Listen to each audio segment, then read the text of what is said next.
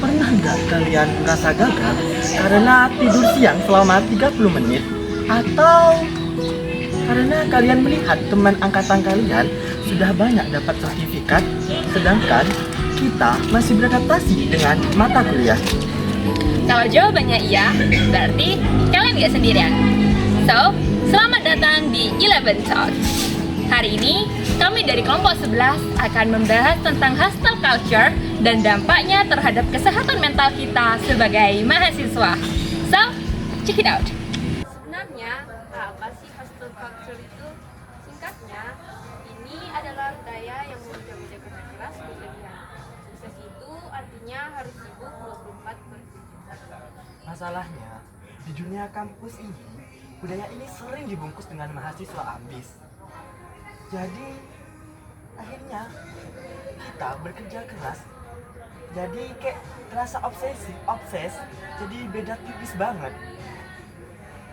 Betul, dan secara psikologis ini makin parah karena social comparison.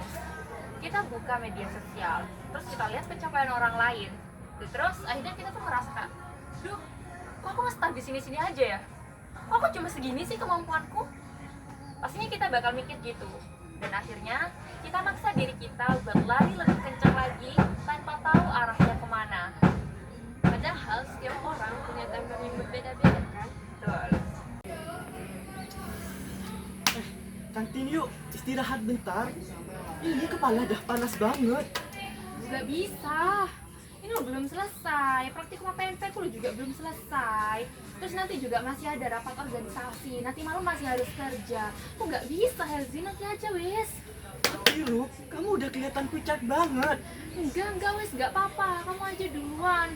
Aku kalau ini berhenti, kalau aku berhenti sekarang, ya mas keteteran. Nanti gak selesai-selesai akunya, Zi. Teman-teman lihat kan, ibu tadi contoh nyata kecemasan. Cuma merasa kalau dia istirahat, dia kehilangan nilai dirinya.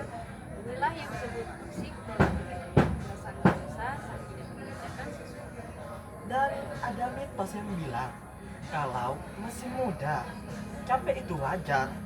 Hajar terus, benar nggak sih? Ya, secara ilmiah itu salah banget. Otak manusia itu punya yang namanya refractory period atau masa pemulihan. Kalau dipaksa terus, bagian otak yang mengatur kreativitas dan logika justru akan shut down, dan bukannya kita makin pinter, kita malah makin nggak bisa konsentrasi. Bener banget, belum lagi efek psikis. Banyak maba yang kena kronis, migrain, atau susah tidur hanya karena gejala status tadi. Ingat, tubuh kita bukan mesin yang tinggal dicat dan langsung tinggi. Dampaknya, kalau kita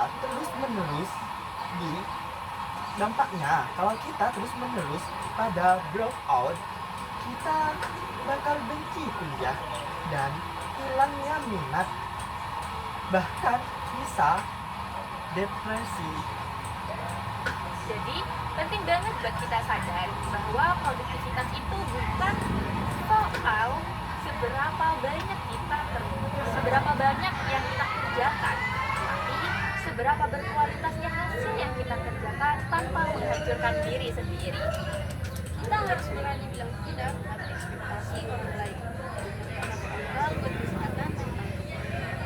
Jadi solusinya belajar secara mindful dan kita tahu kapan injak gas dan kapan juga kita nginjak. Betul, praktekkan juga self-compassion. Sayangi diri sendiri seperti kita menyayangi teman-teman kita.